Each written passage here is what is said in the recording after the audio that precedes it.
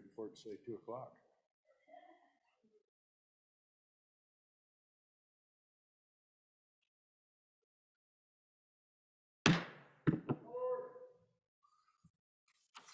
I have a quorum. Reports from standing committees. January 11, 2023. Mr. President, your committee number 8, Transportation, Highways, and Military Affairs, to whom was referred Senate File 16, State Employee Moving Expenses, respectfully reports same back to the Senate with a recommendation that it do pass amended. Ayes, Senators Boner, Brennan, Furphy, and Pappas. No, Senator Kolb. Senator Boner, Chairman. January 12, 2023, Mr. President, your committee number 7, Corporations, Elections, and Political Subdivisions, to whom was referred Senate File 6, Insurance Rebating Modernization, respectfully reports same back to the Senate with a recommendation that it do pass amended. Ayes, Senators Barlow, Boner, Case, Landon, and Scott. Senator Case, Chairman. Thank you, Randy. Mr. Majority Floor, we're at that order of business, consideration of bills on general file. Majority Floor Leader Hicks. Mr. President, could I have privilege of the floor? You can. So, Mr. President, as we got ready to adjourn for lunch, in my new capacity, 3 days on the job, I looked like a rank amateur. And it's embarrassing, folks. It's embarrassing to me. But I think you do these things with a little humility. And as an example to everybody out here, you're going to forget things. On occasion, we're going to get up and fumble the ball on the 5-yard line. I'm appreciative of the fact that we have our parliamentarians in both the minority and the majority parties that are standing up. Never take that stuff personal.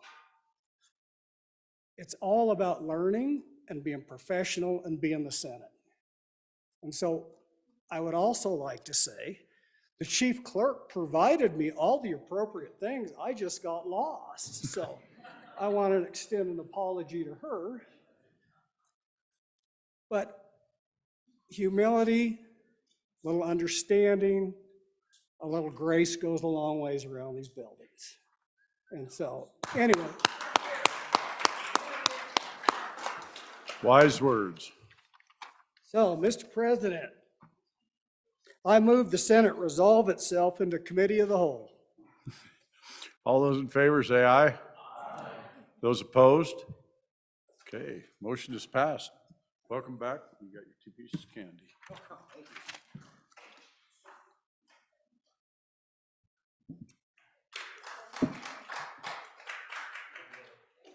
Committee of the whole will now please come to order.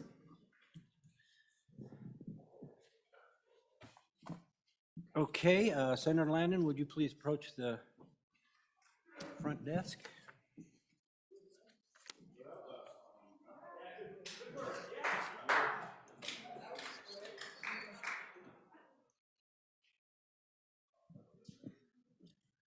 All right, folks, these are Senate bills, so let's take good care of them. The next bill for our consideration, Senate File 20. Would the reading clerk please read the bill? Senate File 20, Driver's License and ID Card Photo Quality, sponsored by the Transportation Committee. An act relating to driver's licenses and identification cards was referred to Committee number 8, which returned a committee recommendation that it do pass amended. Ayes, Senators Boner, Brennan, Furphy, Kolb, and Pappas. Senator Boner, Chairman. You've heard the reading of the Senate file. What is your pleasure, Senator Boner? Thank you, Mr. Chairman. I move that when the committee of the whole rises to report, to do so with a favorable recommendation in Senate File 20.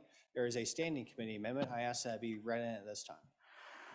Senate File 20, Standing Committee Amendment Number 1, page 1, line 3, after. Back to Senator Boner. Mr. Chairman, I'll leave the movement of the committee amendment to the presenter of the bill, which is the senator from right in the middle of here in our capital city. Senator Pappas. Thank you, Mr. Chairman. I'd like to present to you with a fine little bill coming out of your Transportation Committee. There is a standing committee amendment, as you just heard. I'd like to please move it at this time, and I'll take care of it as we go through the bill. This bill is a bill relating to driver's license and identification cards. Very, very simple bill. All it does is change the requirement, drops the requirement of a color photograph on the driver's license. Okay, right now the statute requires a color photograph. And I'll give you just a little bit of background why we're asking for that provision to be dropped. The American Association of Motor Vehicle Administrators, it's a membership of administrators that, and law enforcement people from all 50 states have come up with basically standards and best practices on how licenses will be developed and what security measures that these IDs have to have. So in the past, our driver's licenses here in Wyoming were a PVC card. Those are less secure than the cards that we have now. The current card body is made of polycarbonate instead of PVC. The most important advantage of a polycarbonate card is the durability benefits that is provided by that particular material. Because polycarbonate cards are made up of multiple layers of plastic that form a singular fused piece, it's nearly impossible to alter it without destroying the card completely. Right now, that color photograph that's on your PVC card is actually a laser seal that's put on there, okay? And so it's very much less secure. Also, because of the print quality, and our contractor has tried the best they can to get a good quality photograph with the particular technology we have. If you all drag out your license plates, it's a horrible picture, and mine is anyhow. So it's very difficult to see someone. And so in committee, during the interim, they passed out a version of a black and white photograph on a polycarbonate. The polycarbonate card, the black and white photograph can be pulled out of that polycarbonate at very high resolution. And the pictures are great, and you can see them well. And so right now with the technology they would prefer if we go to the black and white photo until such time as a good color photo could be derived from a future polycarbonate card. So all we're doing is we're dropping the requirement for color. Doesn't preclude them from ever going back to color. We're just allowing them to make that decision, okay? And so that's all this does. I have a lot more background, but I won't bore you with all the background. There's many states are doing this. One thing that we did that came up in committee was the amendment, and let me address the amendment right now. The amendment, let me pull it up real quick. I don't have a paper copy of it, so. You have one there? Okay. Thank you. Senator Rothfuss. Thank you, Senator Rothfuss. Okay, so the amendment, basically, if you look at it, the meat of the amendment is line 6 through 8. We're adding section 2, simply allowing rulemaking. The Department of Transportation shall adopt any rules necessary to implement the provisions of this act and the requirements of the Real ID Act. So we're just giving them rulemaking authority to provide rules that will meet all these requirements. So it's pretty straightforward amendment, and I'll take questions on the amendment, and we can vote on that. Are there any questions? Senator Hicks. Yeah, Mr. Chairman, on section 2, if you get down to it on line 8, it reads the Read ID Act. Real. Mr. Chairman, I think that's just a technical correction. But I just wanted to bring it to the point. I don't think we need to vote on this. It's just something that we need to get corrected. And I would say it's just a technical correction, but I just wanted to point that out, make sure that it is real ID. All right, thank you, Mr. It is, Senator Hicks. Thank you for that. Are there any other questions on the standing committee amendment? Let's go to Senator Rothfuss. Thank you, Mr. Chairman. The one question I have and a bit of a concern with regard to the rulemaking is a lot of time when you add the rulemaking provision, if you're going to need the rulemaking, remember the statute goes into effect on July 1st. And I just wanted to make sure that it was thought through that you won't need time for all parts of it to go into effect prior to the completion of the rulemaking. I don't think you necessarily will, since it's an allowance, and the rulemaking would probably be what would be required first prior to implementation. But I just wanted to check in and make sure that was thought through. What say you, Senator Pappas? Thank you, Mr. Chairman. Frankly, the department thought that their general rulemaking authority would give them an ability to do it as well. However, our good co-chairman from the other side of the building requested this. And so it's rulemaking that is only dealing with this particular issue, the ID cards. But the department did testify that they could probably do it even without this change. Okay, any further questions? All those in favor of Senator Pappas's motion to adopt Standing Committee Amendment Number 1 to Senate File 20, please say aye. Aye. Any opposed? No. That passes, Senator. Just so you know, that passes. We're back on the bill. Senator Case. Mr. Chairman, thank you very much. Mr. Chairman, I have a neighbor that is really angry about photos on his license plate and others. There are lots of people that think this bill actually has to do with how you look on the license plate or on your driver's license, you know? And I'm wondering if we might be able to address those photos, which people hate, and see if we can get better photos on the license plate, better quality photos. I think there might be an amendment coming. Senator, I'm sure that will be welcome. You know, for guys like me, they ask me, don't you have a hat you can wear before we take this picture? Senator Scott. Mr. Chairman, at one point, there was trouble with the feds accepting driver's licenses for proper identification when you go through the TSA security. And Wyoming had done something so that ours were accepted when some other states were not. Mr. Chairman, I don't know whether that's still an issue or not. And my question is, if it is still an does this change we're making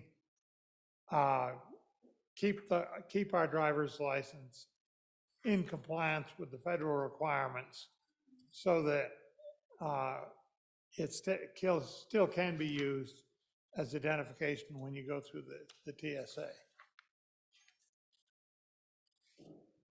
Any further questions before we go back to the sponsor? Okay, Senator Pappas. Thank you, Mr. Chairman. Certainly our driver's license and the ID card, because there's also the ID card as well, that's not a driver's license, are real ID compliant from the state. And that's what's key, if they're real ID compliant. And so the information from the 2022 ID check guide allows black and white photos to be compliant with the real ID, federal real ID requirements. So yes, our card, whether it's a black and white photo or whether it's a color photo, is now and will be in the future real ID compliant. Are you ready for the question? All those in favor of Senator Boner's motion that when the committee of the whole rises to report it, do so with a favorable recommendation of Senate File 20, please say aye. Aye. Any opposed? No. That bill has passed committee of the whole. Senator Pappas.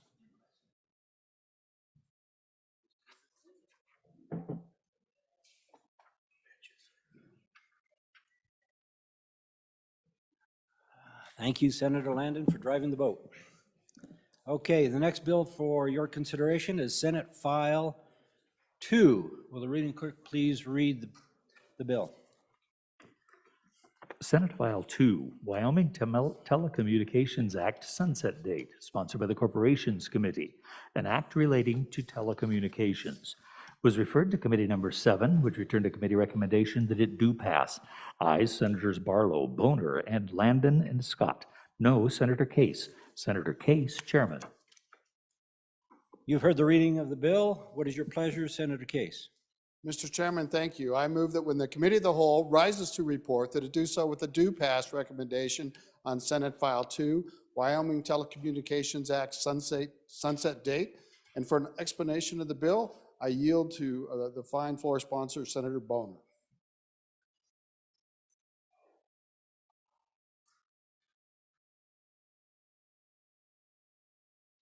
Senator Boner.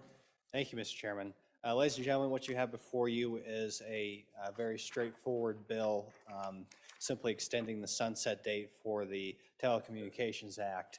But don't let the simpleness of the piece of legislation, the piece of paper before you, have you under any illusions that this is a very complex portion of the law with lots of different entities, a lot of competing interests. In fact, this morning we spent about half our committee time, over half our committee time, on this piece of legislation. This is part of an ongoing discussion where there is, I think, a very clear desire to change some of the provisions within this law, but your Joint Corporations Committee simply did not have the time to really litigate those differences during the previous interim. So the bill is very straightforward decision in front of us here today, extending that sunset date, but very complex and important issue for many of our constituents. So that's the bill that we have before us. We can certainly go into more detail, especially what we heard this morning. But for now, until we see an amendment at some point, that's about the discussion that we have right here before us, as I can tell on Committee of the Whole. So with that, I'll stand for any questions. Any questions? Senator Rothfuss. Thank you, Mr. Chairman. And I do understand that the committee hasn't had the opportunity to work on this as an interim this year to do much more than extend it, and that the time is coming and there needs a further extension. I guess the question I have is why we wouldn't put a later sunset date at this point to ensure that we revisit this, recognizing that realistically this has been something that's been kicking around for as long as many of us have been kicking around the halls. I think there's a lot of dissatisfaction with telecommunications service and how it's structured in the state of Wyoming, which tends to include other franchise delivery. I mean, it's a lot broader than just the old phone on your wall. So can we have a little more context about the discussion? Why don't we just extend that to July 1, 2025 or 2027? Why do we want to have an open end to it? That's my first question. And my second is really just the logistics, where it says the price benchmark shall be $30 unless otherwise adjusted. I actually don't know whether the commission has adjusted anything or what the implications of this would be if they were to adjust it. I'm curious about that. I just don't have any information. Thank you, Mr. Chairman.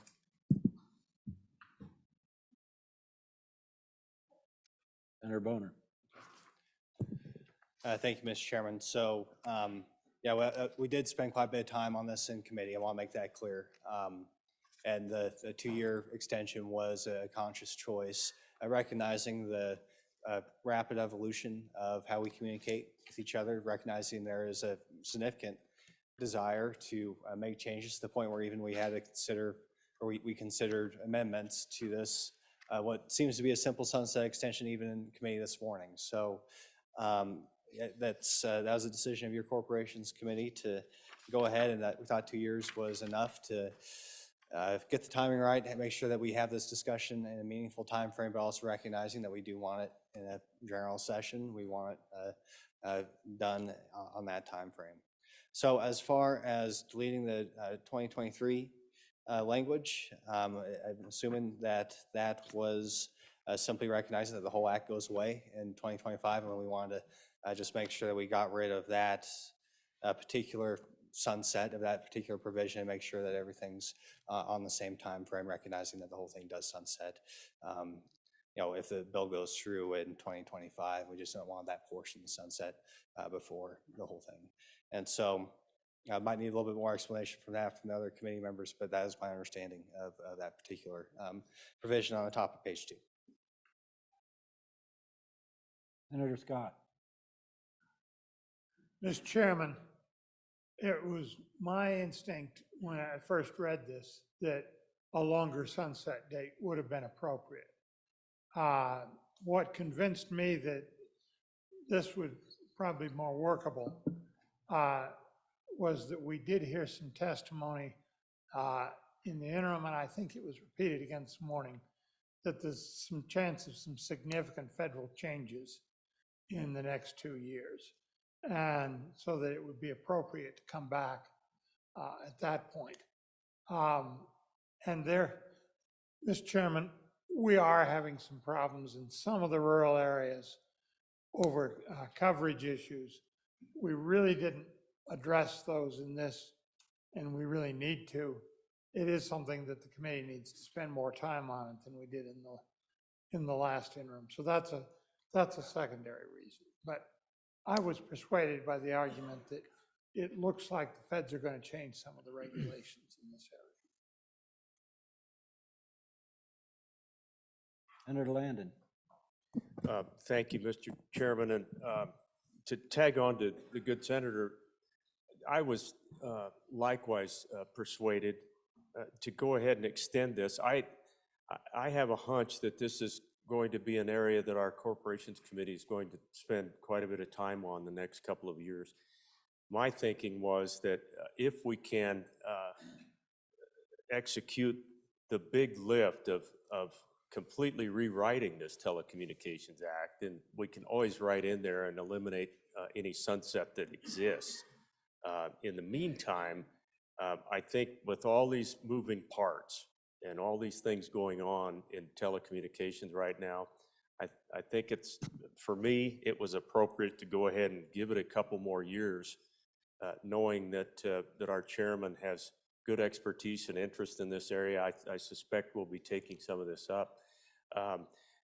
For the newcomers and for those of us who have been in this chamber for a while, you know that every year we talk a great deal about this whole sphere of things going on in Wyoming. A lot of broadband being laid down now. The Transportation Committee that you and I served on the last 2 years, Mr. Chairman, spent quite a bit of time talking about towers and emergency communication systems and where are we going to lay this broadband down and what's it going to mean to those areas that the tall senator just alluded to. So there's a lot of work to be done in this entire area. I think for now, this bill made sense to me, so thank you.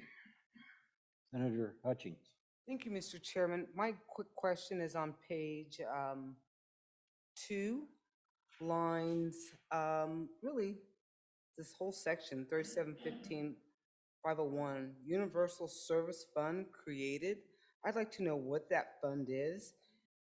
Price benchmark of $30. What is the $30? Where does it go? Who is it coming from? If you can, Mr. Chairman.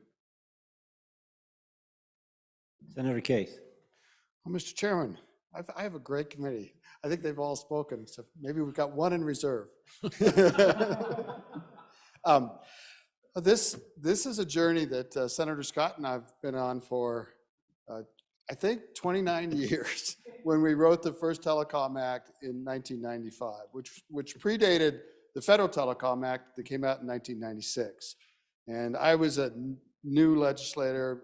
I had worked for a commission in the Midwest and had worked on telecom regulation. And so we kind of pulled out our bill. And one of the things that that happened to get the bill through was we created a state universal service fund. And it's a subsidy mechanism whereby people, essentially all telecommunications services are taxed to provide cost support to high cost areas. And it was based on the price of retail service. It was designed to keep the retail service affordable, and it was called the Universal Service Fund. Still have it today. I'm not sure that it's needed today, and I voted no on the bill. Let's just be clear. But its purpose is to support telecommunication in those high cost areas to serve. Now, there's been a lot of evolution, and we've gone from predominantly landline service in Wyoming to where it's predominantly wireless service. A lot of people have what's called internet protocols telecommunications. You think you have a landline, but you're really riding on top of your internet. It's not the same as the old landlines. But we still have this subsidy program in effect today. And that's kind of the heart of the sunset in a way. There are 29,000 customers in Wyoming that benefit from these subsidies. They're in our very rural areas. They actually have very good service. They're in places like DuBois, places in the Bighorn Basin, and there's a group of companies that receive subsidies from that. We all contribute to those subsidies. And we've done it for 29 years, and this is where we are today. We have extended the sunset on this bill several times. Usually kind of comes to the same point. Are we ever going to get rid of this? Is it evolved so much that we don't need to do this anymore to regulate telecom? And we never quite get there. But in the time that we've made this journey, the story is not about landline telecom service, which this bill's about, and universal service. The story has moved to broadband and internet protocol service. So that kind of comes back to the 2 years. Is that appropriate or not? There's an awful lot going on, especially in the broadband area.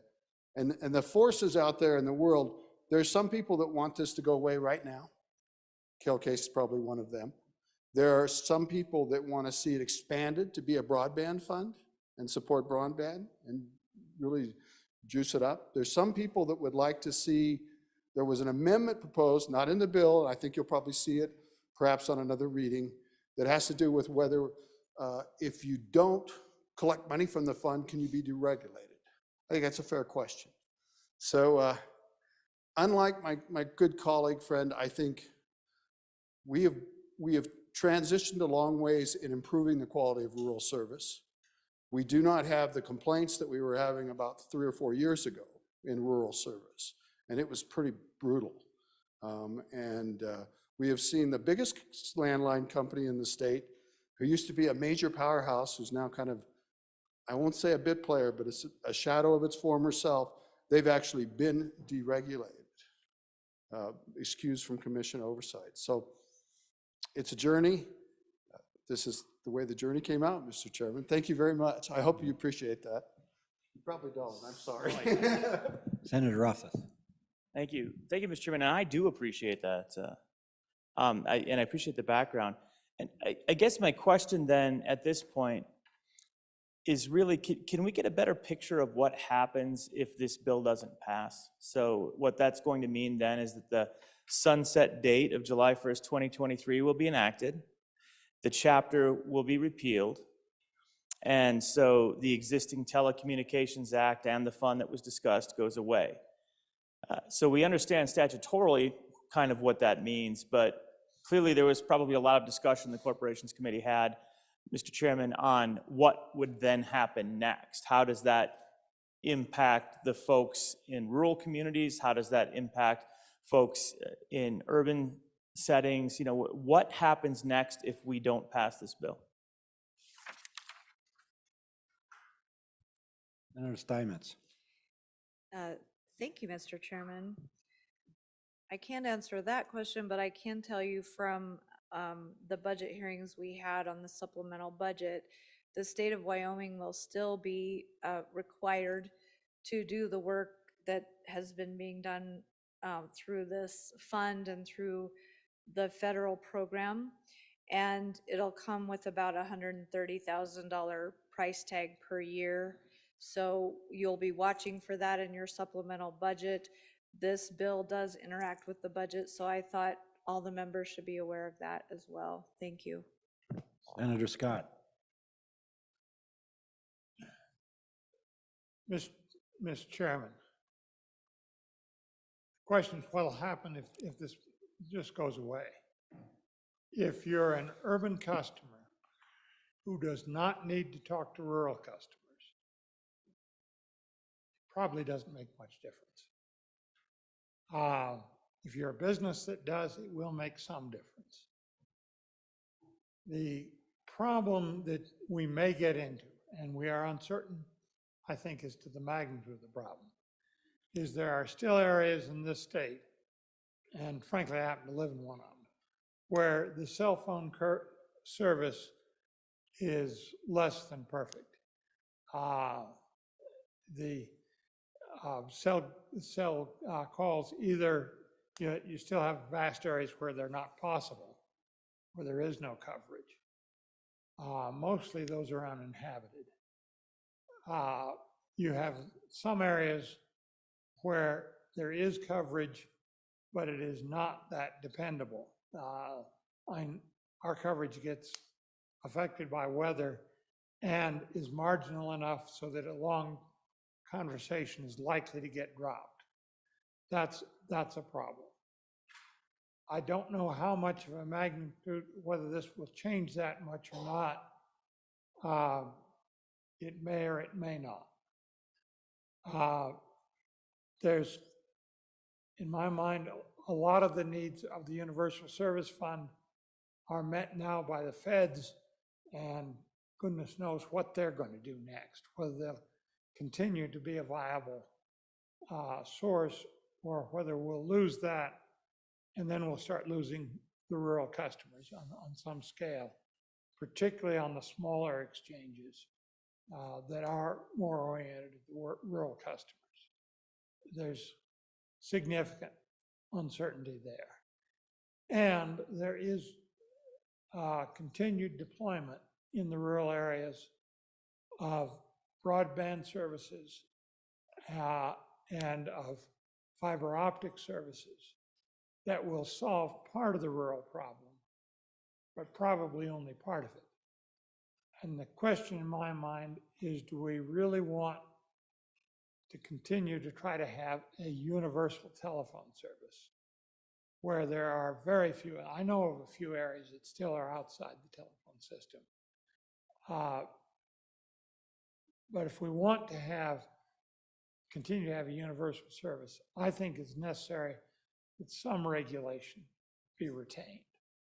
So that leads me to be a supporter of this bill. And I think it's useful to have our Universal Service Fund as a backup to the federal one, because I don't trust what they're going to do next. Maybe that's unjustified. But it is a help to quite a number of the rural customers. It's not available in my particular area. The company I'm with doesn't use it. But it is a matter that is of some risk. So for those reasons, I do think it's worth continuing the discussion. But the issue is going to come down to, do we want to spend the money? And you get the money from assessments on everybody to spend some of the to keep the service in some of the higher cost areas. Or do we want to say, if you want to live out there in the country, you're out of luck, you don't get telephone service. And that's still a risk in the current state of deployment of the cell phone service, but that's improving in these other, the broadband and the fiber optic options are improving. How far they're going to improve, I can't tell you. Senator Case. Mr. Chairman, I really wish that we had Zoom 29 years ago, and we could play out what happened in this very room and our friends down the hall. But Mr. Chairman, if this bill goes away, if the act goes away, there are still many responsibilities that this PSC will have with respect to telecom in the area of interconnection and connection complaints between companies. You know, a lot of the issues are when one company buys services from another. You'd be amazed how many people or how many different companies are involved in your telecommunications participation. I would certainly argue, Mr. Chairman, that we have alternatives to technology. You can make a phone call on your computer if you have a decent internet connection. There's a thing called a satellite phone, which there's a latency problem a little bit. You have to be used to them, but they work virtually everywhere that an antenna can see the satellite. There's also, in many parts of Wyoming, there's a line of sight microwave-based high-speed internet service. There's no latency with that. There's no delay when you're talking to people. So, it's really, the market really pretty much works. And we do not regulate cell phone service. And in fact, that's where most of the calls are made. And actually, voice calls are kind of going away. People spend more time sending messages. But I actually testified in a different jurisdiction on the very first time that a state ceded regulating cellular service. And that was even before we had that debate in these chambers here about telecom 29 years ago. So it's kind of a good compromise. This is definitely going to be on the committee's interim plate. We will bring a request to discuss that, and we'll continue to go through these issues. I'm not here to defeat the bill. My committee has spoken. I voted no. I think we should pass it on and get to work. There may be an amendment for a little bit more carve out, and we'll see if that comes or not. So I appreciate the discussion today. For the question being called. All those in favor of Senator Case's motion that when the committee of the whole rises to report that it do so with a favorable recommendation of Senate File 2, please say aye. Aye. Those opposed, no? No. The chair is undecided, so is decided. So let's have a standing vote. Division. Yep, standing vote, division vote. All those in favor, please stand.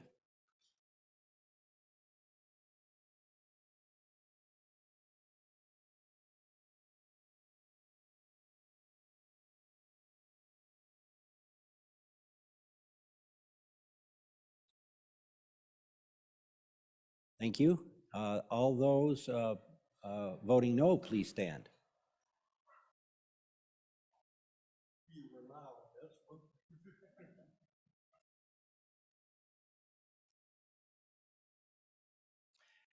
Senate File 2 has passed the committee of the whole by 21-9. The next, Mr. President, Mr. Chairman, may I have privilege of the floor? you may. Privilege of the floor, I'm requesting it to, I meant to address the issue of the PSC's budget in the agency, and I don't think that there's any relationship between this bill and the request for the PSC. But let me do say that we are asking an enormous amount of the Public Service Commission in Wyoming, mostly in the electricity area. And it's an expertise they've never gone down. They're deciding about carbon sequestration and there's just a lot. And I do think that there would be some merit in improving their capabilities over there, but that is unrelated to this bill, and I should have done that while we were talking about this bill, and I apologize. That's why I asked for the privilege. Thank you, Senator Case. The next file for our consideration is Senate File number 5. Will the reading clerk please read the bill? Senate File 5, Medical Malpractice Statutory Update, sponsored by the Corporations Committee, an act relating to the Insurance Code. Was referred to Committee number 7, which returned to committee recommendation that it do pass. Ayes, Senators Barlow, Boner, Case, Landon, and Scott. Senator Case, Chairman. You have heard the reading of the bill. What is your pleasure, Senator Case? Mr. Chairman, I move that when the Committee of the Whole rises to report that it do so with a favorable recommendation on Senate File 5, Medical Malpractice Statutory Update, and for an explanation of the bill to carry us home, I yield to the tall senator from Natrona County. Senator Scott. Mr. Chairman, this bill, we have a requirement in the statute that you can see on page 2 that the insurers that write coverage of medical malpractice and state healthcare malpractice have to file a report with the commissioner on all the claims, that used to be very important. We put this in at a time when we were bankrupting some of the medical malpractice companies, and we did bankrupt a couple of them in this state. What's happened is there is now a database that I think it's maintained nationally that has all the information on that's needed. So the commissioner can get his information from that database and doesn't need this report. And so the report's superfluous. So we're trying to simplify the world and say you don't have to make that report, but the commissioner can require it. That's in case something goes wrong with the national database. We need information that's not there. So that's what this bill does. It will save some unnecessary administrative costs, particularly with the malpractice insurers, but also with the insurance commissioner. So, Mr. Chairman, that's the quick summary of it. The purpose is being served by a better vehicle that we don't control. So we wanted to retain the statutory ability to seek the information, but not use it unless it was needed. So, Mr. Chairman, that's what it does, and I'd be happy to answer any questions. Questions? Question being called for. All those in favor of Senator Case's motion that when the committee of the whole rises to report that it do so with a favorable recommendation of Senate File 5, please say aye. Aye. Those opposed, no. Senate File 5 has passed the committee of the whole. The next bill for our consideration is Senate File 60. Will the reading clerk please read the bill? Senate File 60, non-resident hunting license application fees, sponsored by the Travel Committee, an act relating to game and fish, was referred to Committee Number 6, which returned a committee recommendation that it do pass amended. Ayes, Senators Baldwin, Ellis, Jones, Schuler. Excused, Senator Garreau. Senator Schuler, Chairman. You've heard the reading of the bill. What is your pleasure, Senator Schuler? Thank you, Mr. Chairman. I move that when the committee of the whole rises to report it, do so with the recommendation that Senate File 60, non-resident hunting license application fees do pass. We also have a standing committee amendment. Could we have that read in as well? Standing committee amendment number 1. Senate File 60, Standing Committee Amendment Number 1, page 1, line 2, after. Thank you. And we'll have Senator Hicks, Majority Floor Leader Hicks, who was a part of the Wildlife Federation. He'll explain the bill. Thank you. Majority Floor Leader Hicks. Thank you, Mr. Chairman.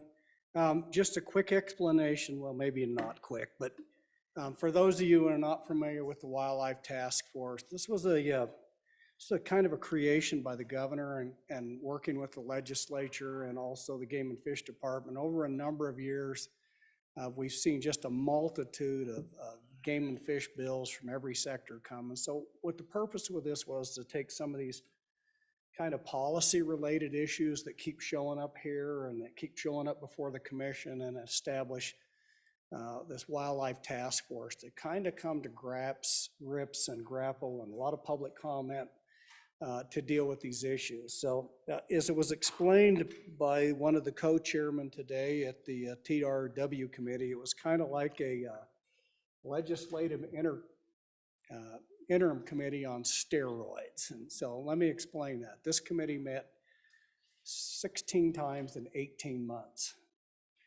Many of those were multiple days. A lot of things, everything that the task force recommended, the process was the task force would come up with a recommendation. It would then go out for public comment. The task force would then take those public comments, come back and refine those proposals. And at some point, they may go out again for additional public comment. And there was literally thousands and thousands of public comments. This legislation is a genesis that came out of that Wildlife Task Force. And we had the luxury of having legislative representation in both the House and Senate on there. It was a privilege for me to serve on that committee. This was the third piece of legislation that's come out of that committee. 2 last year. You'll see another one coming out later in the session. But let me speak specific to this one, Mr. Chairman. So this one come through a long and arduous process that got us to this. Originally, the bill, as you see it today without the amendment, went to the TRW committee. They elected to sponsor that bill at their last meeting in December. That's the bill. I will describe the bill, Mr. Chairman, and then we'll deal with the amendment. So what the bill does, and so it's one of the things that was interesting, you think we're complicated in our budget. They are every bit, if not more complicated, on how these license drawings work within the Game and Fish Department. Tremendously complicated. To that effect, what I want to try to describe is what the bill does. So for non-resident deer, elk, and antelope applications, there's 2 different licenses for the same hunt. And so what they take is you have a pot, let's use an example of 100 licenses. 40 of those licenses go into what they call their special license fee pot. 60% stay in the regular license fee pot. As a non-resident applicant, you get to choose which one that you want to apply for. The special, which is a higher price license, or the regular, which is the lower price license fee. This bill only deals with the 40% and that higher or special license fee. It's only that 40% that this deals with. It leaves those other 60% at their current license fee as they are today and doesn't change anything there. So with that, Mr. Chairman, an explanation, the bill just goes in and modifies the license fee for those special, that 40% of licenses for that applicant pool. So Mr. Chairman, what the bill does is it goes into there, and all it does is it raises the non-resident elk license in the special pool. This is in addition to the normal price of $1,258. You can see it was $576, raises it to $1,258. Non-resident deer license, I'm on page 3. This is the meat of the bill. Goes in there and raises that from $288 to $826. Non-resident antelope from $288 to $874. Mr. Chairman, that's the bill. That went through 3 meetings of the task force, public comment twice, came back, was presented at the December meeting of the TRW. They agreed to sponsor the bill. Now, Mr. Chairman, if I could move Standing Committee Amendment number 1 to Senate File 60. Subsequent to the meeting, at the second to the last task force, there was some discussion about did we include all those non-resident license fees? And there was a discussion is we've already did last year dealt with what we call the Big 5, which is bighorn sheep, moose, mountain goat, grizzly bears, and bison. And so it was a discussion at that time as the task force would want to potentially look at those. There was a number of those, but the task force had never taken an official position on that. So we discussed it with the TRW committee at their December meeting, and what the TRW committee said is what we would like you to do, task force. You've got one more meeting, put that out there, go out there, take public comment for it, digest that public comment, then come back and make a recommendation to the Joint Travel, Recreation, and Wildlife Committee. Mr. Chairman, this standing committee amendment is a byproduct of that they went out for public comment. It was discussed at a public meeting, and the recommendations that came back from the task force, and I believe it was either a 16-1 or a 14-1 recommendation, so a supermajority, was to also raise the non-resident license fees for bighorn sheep. That would go from $2,318 to $3,000. Non-resident mountain goat licenses from $2,160 to $2,750. Non-resident moose licenses from $1,980 to $2,750. And non-resident grizzly bears, if and when we are able to hunt those, would go to $7,500. And then wild bison, and this is only the ante, so pretty much the bull permits would go to $6,000. Mr. Chairman, I would stand for any questions on the amendment before we work the bill. Okay, any discussion on the amendment? Senator Landon. Mr. Chairman, thank you. And specifically on the amendment, I just wanted to thank the good senator from the South for that work. He described very well some of the cautions that I think our TRW committee had. We had that wildlife task force, which had done mountains of work, spent all of that time that he just got done telling you about, and it just felt right to me that we should route this information back through that task force. And so I just wanted to thank the senator for that extra work. Now, to the standing committee amendment, the only hesitation that I would have is that when we talk about user fees in here, it's almost always with some reluctance. Because let's face it, user fees technically can be seen as taxes. And this is a significant jump, albeit to an out-of-state group, but this is a significant bump in these license fees. So, but primarily, I just wanted to thank the senator for routing this through the proper way, and it comes to you in good shape. So thank you. Any further discussion on the amendment? Senator Barlow. Thank you, Mr. Chairman. So I want to make a statement and make sure I'm clear with it. These new species that are brought in by the amendment, they are not part of two different pots. This is every license that's non-resident this would be applicable to these new fees. I just want to make sure I'm accurate in my understanding of that, whereas the bill that came out of the interim from our TRW committee, that is two separate pots. If I could have that affirmed, that would be helpful. Thank you, Mr. Chairman.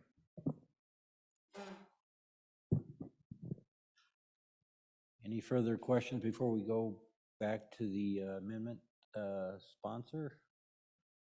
No others. So Majority Floor Leader Hicks, could you answer that question, please? So, Mr. Chairman, specific to the question, I'm going to do this in reverse order from my colleague from Campbell County. He is absolutely correct. There is not a bifurcated pot of licenses. There's no special and regular for the Big Five. There's just one pot of licenses. So the answer to his question is yes, there's only one pot to that question. To my colleague from Natrona County talking about the significant increase, if I can just tell you how we come up with those numbers. What those numbers are is a reflection of every state in the United States that has these species. In other words, you may have Montana, Idaho, Utah, North Dakota, Maine, New Hampshire that have moose, and they issue non-resident hunting licenses. So the analysis was done what was the highest price moose license out there? What was the lowest price moose license out there? What was the average? What was the average of the top two? So we looked at all of those and we tried to do a market-based approach. So here's what it's worth. Here's what's the average value of what it's worth. If you got really good moose, like we have here in Wyoming, that's one of the most sought after permits from non-residents from the United States and around the world, what's the value of that? And what we did then is look at that and said, the number that we settled on was based on that. Was this a market-based approach? What is a non-resident moose license worth? What is a non-resident moose license worth if it's really good moose hunting? And that's where those license fee numbers come from, is going through that analysis and saying, where are we at? How much is it? What's the market? So those where those numbers come from on the amendment, Mr. Chairman. If there's no more questions, I'd ask for the question. Senator Kolb. Thank you, Mr. Chairman. I just want to put a word in for Wyoming hunters. People live in this state for the ability to hunt, and that's a big part of why they're here. And I think anything in my mind that helps our hunters in the state of Wyoming is something that I certainly support. And I think it's just a benefit to all of us for being residents. And I'd just like to say that. Thank you, Mr. Chairman. Senator Rothfuss. Thank you, Mr. Chairman. On the amendment, I have a little bit of a concern as to whether or not the amendment is within the title.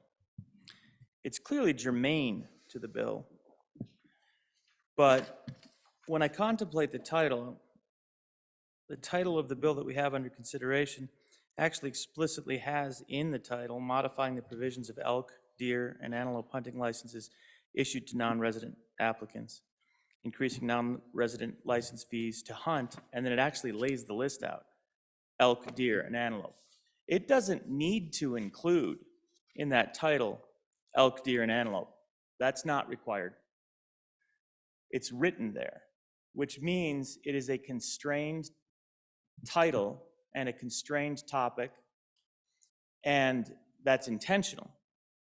If it had said modifying the provisions of non-resident hunting license applications, this amendment would be constitutional. It would be within the title. But, Mr. Chairman, it doesn't say that. And I don't know what went into the drafting of it. Obviously, I wasn't part of the interim committee that worked this bill. It was an interim topic, and it passed through the interim with the title that's explicit to elk, deer, and antelope. So I'm at a point where I don't honestly know whether it's appropriate to increase the fee levels for bighorn sheep, mountain goats, some of the more pricey of the non-residents. But from a constitutional standpoint, plain reading of the title makes it clear that it's specific to certain game.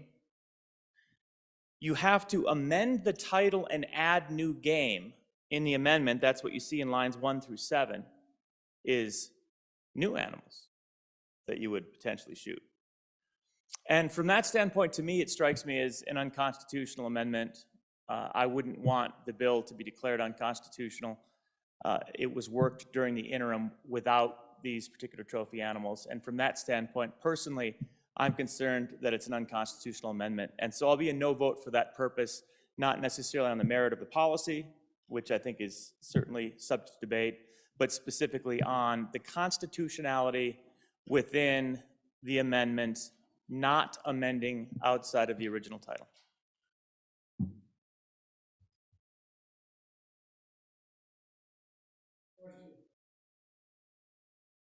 Question's been called for.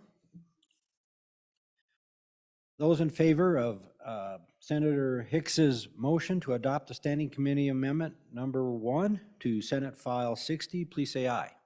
Aye. Those opposed, please say no. No. I'm undecided, so we'll have a standing vote. All those in favor, please stand.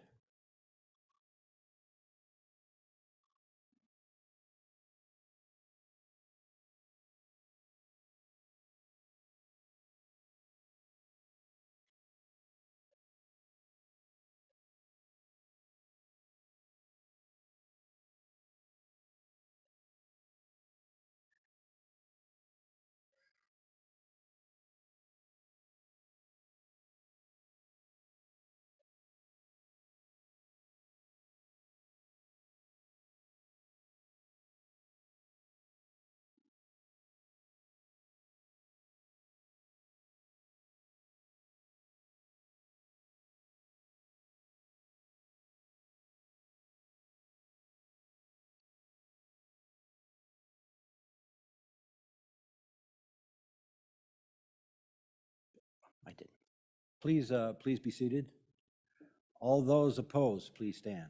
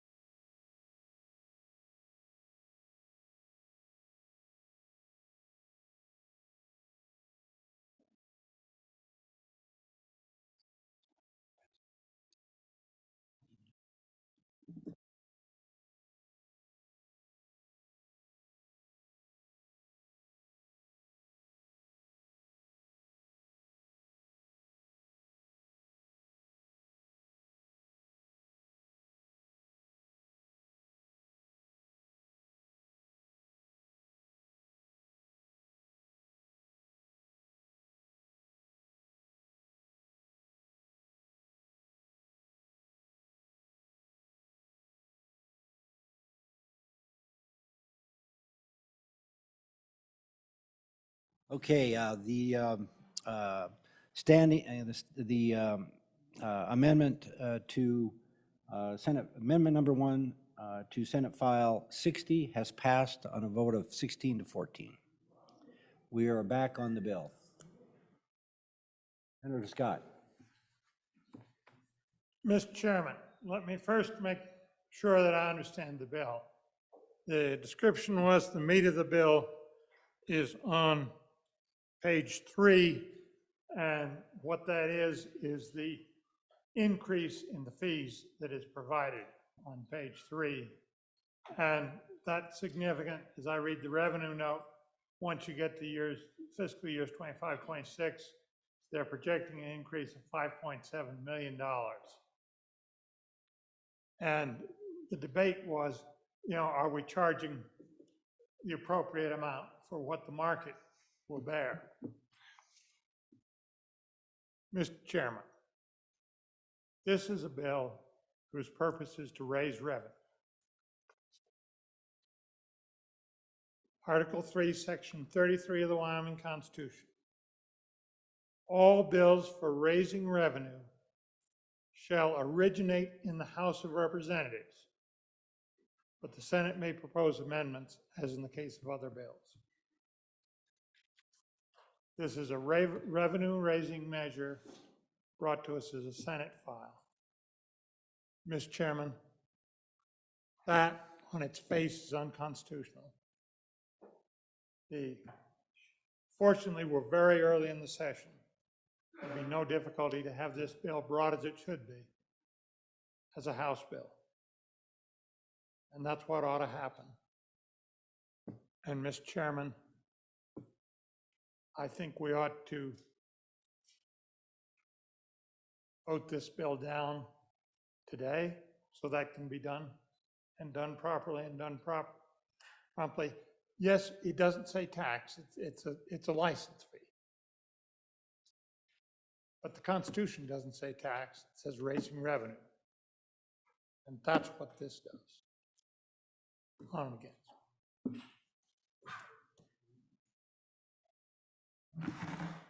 Charlie Ford, leader.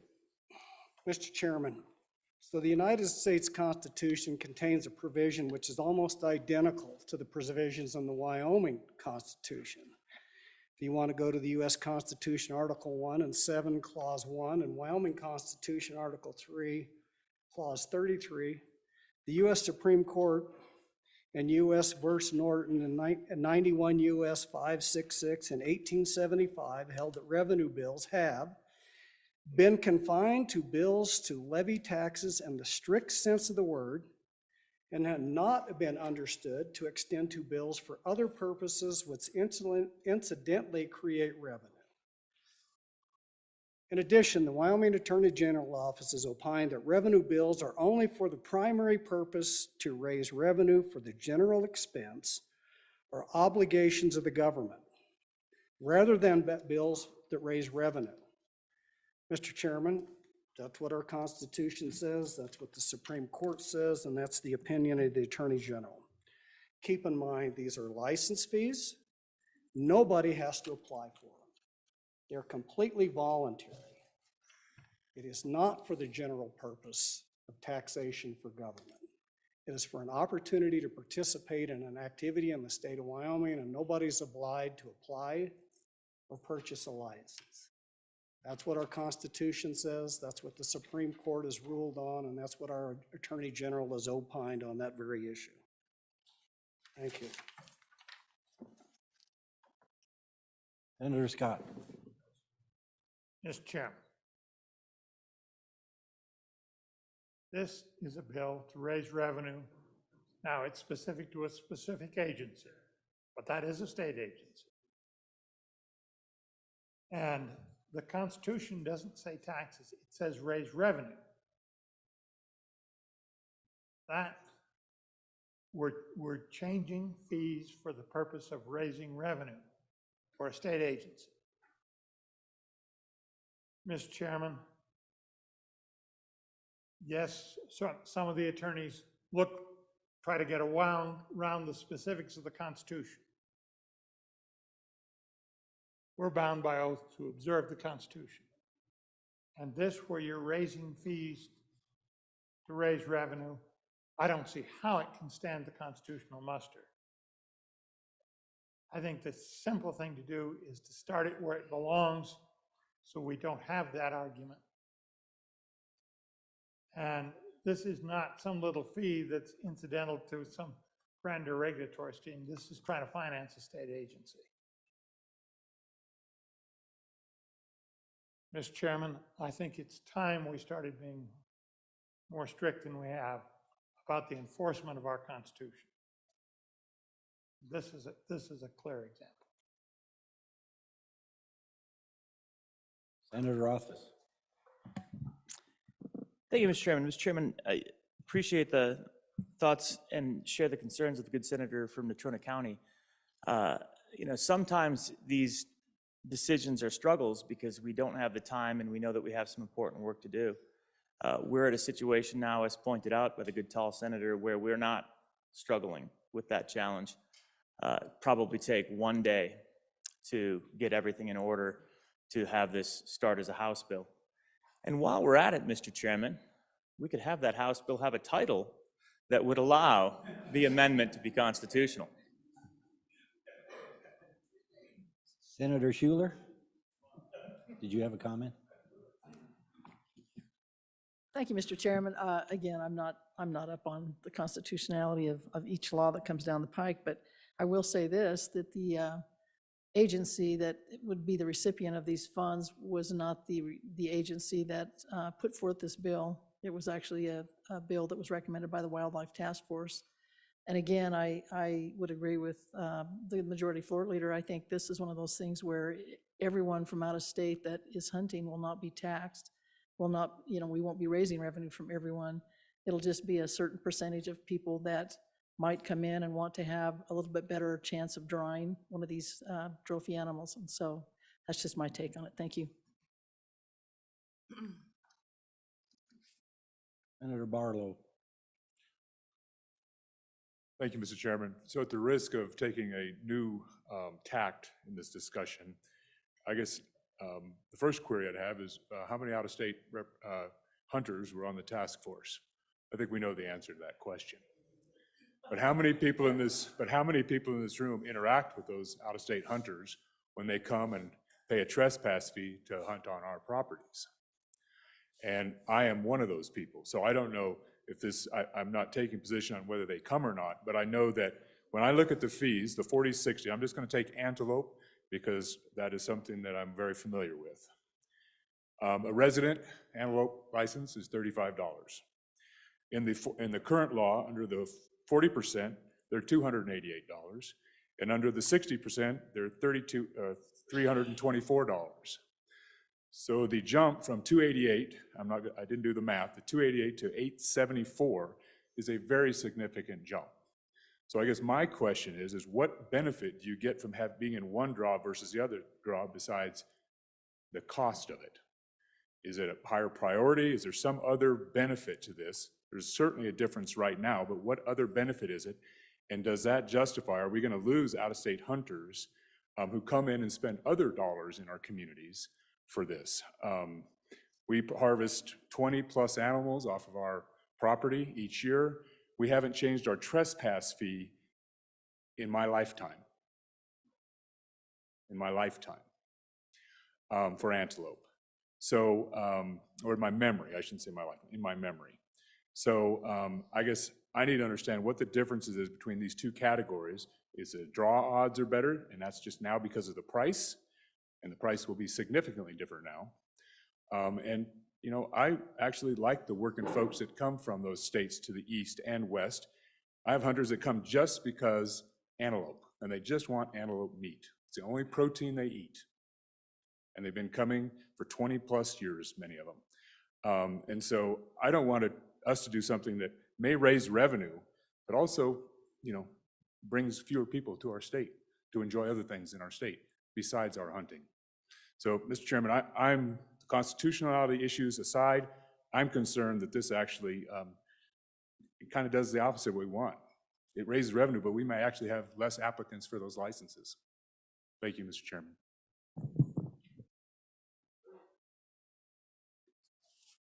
Senator Biteman. Thank you, Mr. Chairman. While the discussion was going on, I was crunching some numbers here on what if these new fees were to go in effect, what the net price per pound a non-resident would be paying for these animals. Mule deer averages about 60 pounds of meat. With a new fee of $826, that's $13 a pound, roughly. Pronghorn gets you 30 pounds of some pretty nasty meat. $874 a tag. Then you've got $29.13 a pound. Big jump. Elk, 180 pounds of meat, $1,258 for the tag. You're at $6.98 a pound. Moose gets you 350 pounds of meat, $27.50 per tag, $7.86. Bighorn sheep, 250 pounds of meat, $3,000 tag is $12 a pound. A good old mountain goat, 85 pounds of meat, $27.50 for the tag, $32.35 a pound. So I guess people value mountain goat meat over everything else. Pronghorn comes in at second. Elk is last. So are we trying to get rid of more pronghorn and more mountain goat? Or I guess we're trying to get rid of more elk and moose at those prices and trying to save more pronghorn and mountain goat. That's what the market says by these calculations. So a little bit fishy here. I'm on it against the bill. Thank you. Fishy. Gamey. A little gamey. Mr. Chairman, back to fish, that's exactly what I was going to talk about is when I pay for my fishing fee and I can't for the life of me catch a fish. And that makes it almost unlimited what the cost is. So what are we really trying to do here? Senator Kolb. Thank you, Mr. Chairman. Just like to say, it isn't about the price of meat. We're not talking about buying a piece of Wagyu. We're talking about the hunt. We're talking about people that love the hunt, the people that live here for the hunt, and others that come here for the hunt. And that's what counts. It's not about price. You talk to anybody who hunts and spends, I could tell you, what, $100,000 on their stuff to go to get a hunt? Let's add that in and figure out what it costs per pound. It's about the experience. It's about family. It's about a lot more than money. Thank you, Mr. Chairman. Senator Hicks. Mr. Chairman, I'll try to bring this home and wrap this conversation up. Specifically, it's really not about meat. It's about free market capitalism. I didn't determine what that price of that meat was. The people that are willing to pay that on the open market determine what that price is, because these prices were based on what people pay around the rest of the country for these opportunities. So we didn't choose. We just let the free market dictate what that meat was worth. So, Mr. Chairman, but I think my colleague from Campbell County has something that we really grappled with the task force. And that's is a disparity. So give you a little history. We've had this two-tiered license system in place for a long time.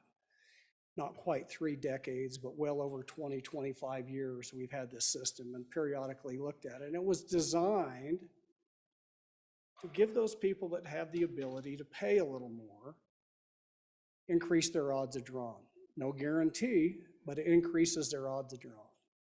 But those are the same very people that come out there and are willing to pay more. They put more money into your economy, and particularly your smaller communities and your bigger communities.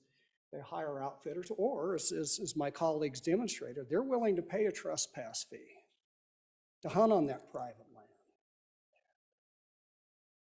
It puts a lot of money back into our community. At the same time, by doing that, for those people that choose to apply for those higher price licenses for just a little more opportunity to draw that tag, that affords us the ability to keep those other 60% of those non-resident licenses down there that we don't price people out of the market, that we don't have to raise resident fees, and we don't have to do those.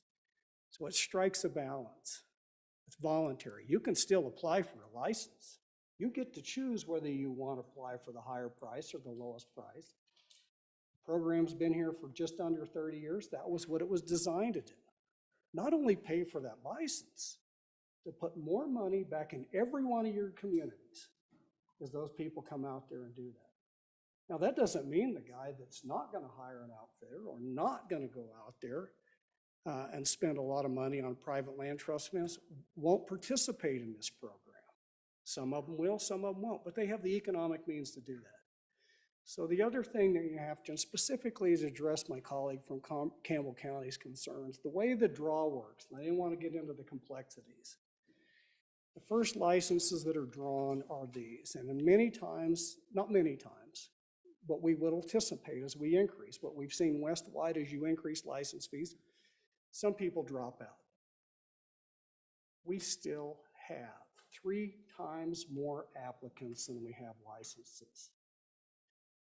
So they're going to get sold. But what happens if we raise this, and we've seen this a number of times in western states, that when prices go up, applicants go down. Well, under this system, any of those licenses that are underprescribed, so the 40% you apply for it, there's 40 licenses there, but there's only 30 applicants. The next drawing is the regular 60% pool. Those 10 licenses that weren't prescribed roll right back down into the next pool of license applicants. So instead of having 60 licenses in that pool, you now have 70 for those lower cost people that are going to apply for that program. We anticipate that's probably going to happen, particularly over there in eastern Wyoming, particularly for pronghorn, where it's almost all private land. It will probably result in more licenses rolling into that category. Now, converse to that, if you go to the Red Desert, that's almost all public land, it is the best pronghorn antelope hunting in the world. Let me repeat, in the world. That's probably going to be overprescribed even at the price we put in there for the high-priced licenses. It's just not as simple as a one-size-fits-all. But those are what we looked at. These are the things the task force grappled with. We ran scenarios. We discussed it into the issue of non-residents. I am absolutely convinced on some of these issues. We had more non-residents comment on some of these proposals, and I'd have to go back and add it up. I'm not saying that non-residents participated at a level regarding licenses and allocations and game and fish rules more than I've ever seen in my entire life in the state of Wyoming. Because the people that want to come here are passionate about this subject. And I'm telling you, they showed up and they participated. Mr. Chairman, if there's no more questions, I would call for the question. Question's been called for.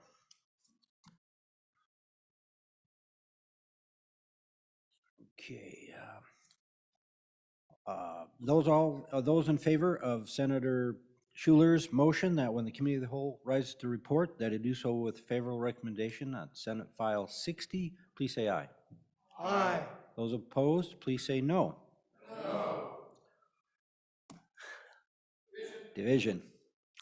With those, please rise. For aye, please rise. All rise, here comes the judge.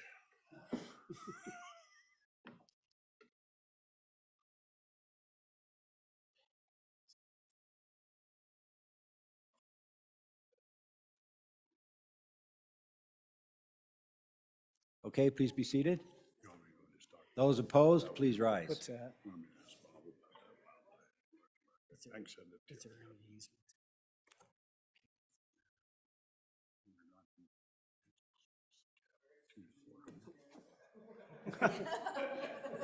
Start again.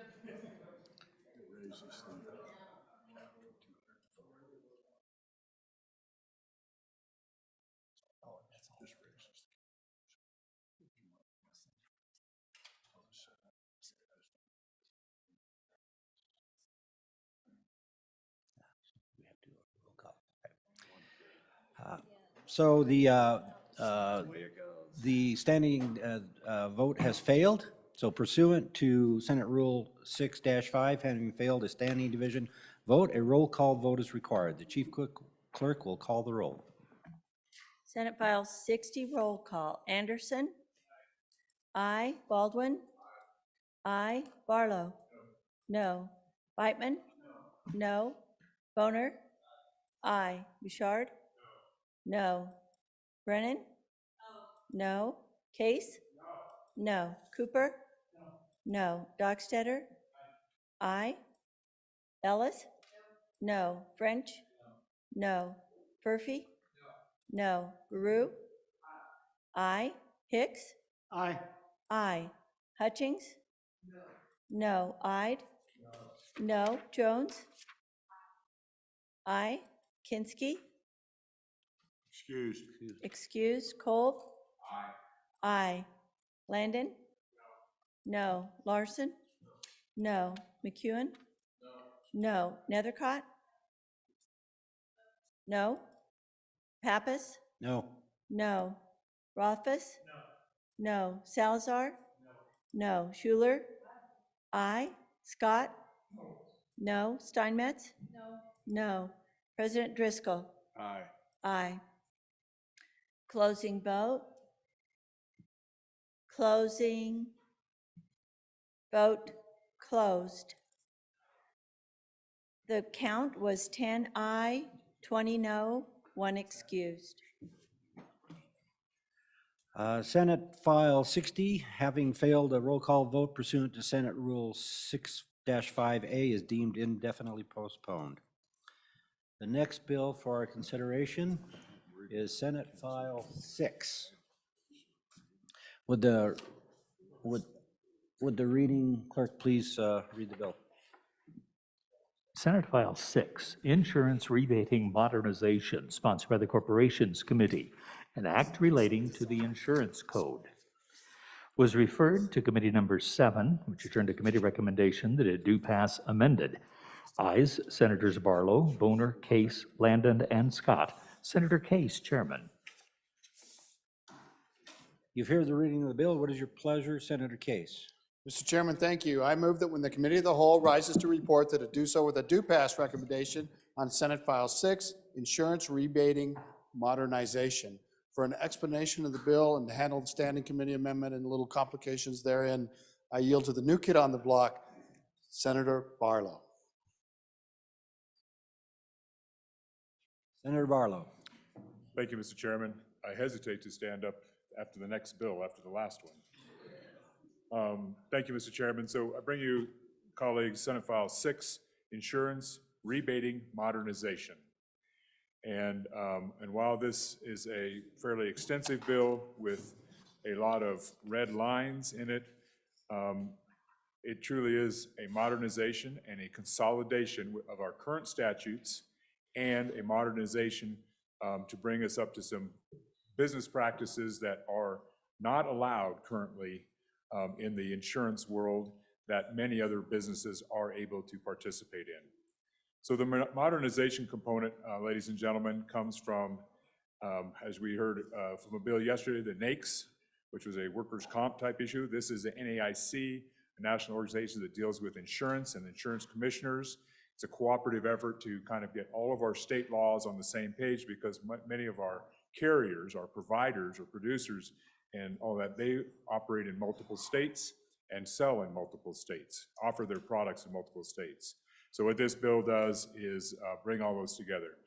I'd like to move the standing committee amendment because the first component of it. Senator, Yes? we have to have it read in first. Oh, my apologies. Move the standing committee amendment. Senate File 6, Standing Committee Amendment Number 1, page 1, line 4, delete.